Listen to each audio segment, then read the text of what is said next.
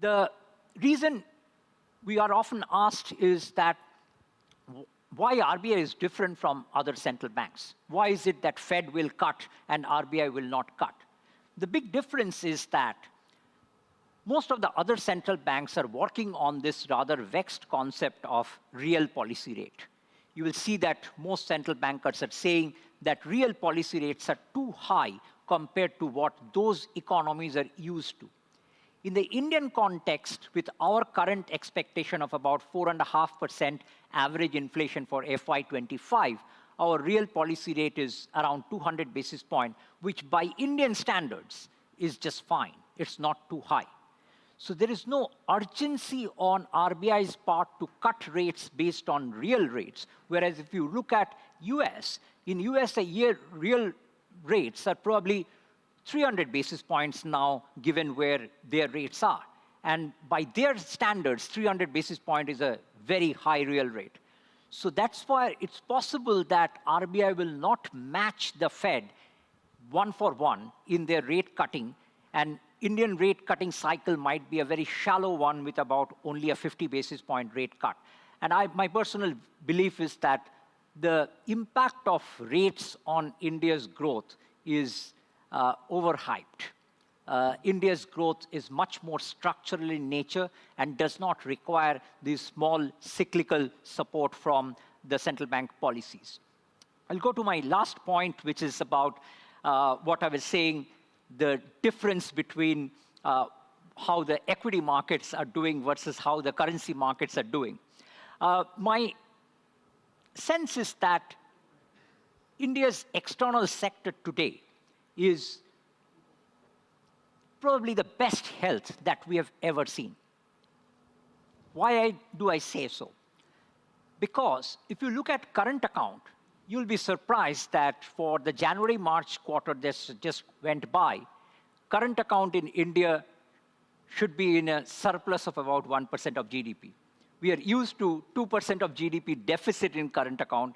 Now we are running a current account surplus. In fact, our projection is that for the foreseeable future, India's current account should be less than 1% of GDP. I should touch wood somewhere that oil prices don't go up to $100, then all these forecasts will go for a toss. But if oil prices stay somewhat benign, we are now entering a period of much better current account than we have ever seen, and that's because our service exports are really going up. In fact, we will not be surprised if very soon our service exports will match our merchandise exports. In fact, you'll be surprised that our IT exports are now reaching the level of Saudi Arabia's oil exports. That's how large our export side has becoming. So current account is turning out to be very good. On top of it, we might be flooded with capital flows next year. One, because of this bond index inclusion, which in our view could easily bring in $30–35 billion of inflows, much more than what the mathematical way of looking at it. The debate is more on FDI. As some of you will be aware that the FDI numbers have been coming off for the last couple of years. I would argue that the decline in FDI, partly it's global in nature, but partly it's also because there has been more outflow of capital from India. The gross inflow number has not been impacted as much. In fact, we have our ways of web scraping data to figure out the FDI intent into India. And I would say that from 2023 onwards, the intent of FDI into India for the first time has crossed the intent of even FDI into Vietnam, which was the case earlier. So I'm somewhat more comfortable to project that the FDI numbers going forward would improve. On top of it, this current account improvement and the portfolio flows should give you a massive BOP surplus of $60–70 billion next year.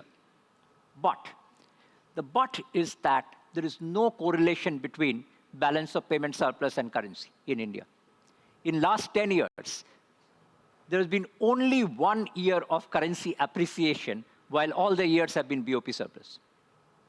So this is the meat in the market that if you have a BOP surplus, the currency should appreciate. It doesn't work like that. Currency depends on two things. One is inflation differential. Our inflation differential with the rest of the world, if it increases, then the currency needs to depreciate to match that. This has been the case in the past. We have an inflation differential with the rest of the world, and that's why the currency typically depreciates. And the second thing is about RBI's view on what the true valuation of the currency should be and how much intervention RBI is doing. RBI has of late demonstrated that they want an extremely stable currency. We might ascribe motives on this. We might say that this is a precondition for rupee being internationalized, being used as a denomination currency in trade, maybe. Or it could be because of keeping our global borrowing costs low by having a very stable currency. But whatever it is, this seems to be a big driver of why the currency has been kept where it is. So while we might argue that, look, the rupee has reached an all-time low today, what gets missed is that if you look at 2024, rupee is actually the best performing EM Asian currency. So sometimes just looking at the USD INR rate, we might get a very different impression of where things are versus the actual reality out here. So let me quickly summarize some of our house views just because I was asked to put the numbers there. So we think GDP growth of close to 7%, maybe a tad lower. We think inflation in India next year should be about 4.5%. The first rate cut maybe in October, but when we get the signal of that rate cut, 10-year bond yields should start coming off. So we're projecting a 10-year bond yield of about 6.5% by end of the fiscal year. Currency, a very narrow range of about 2% between 82.5 to 84. And overall, I would say that I would end by saying that India is in the right position right now to start expecting on preparing for a 8 to 10% GDP growth rather than a 6 to 8% GDP growth, which has been the story of the last decade. Thank you again for the opportunity. Thank you.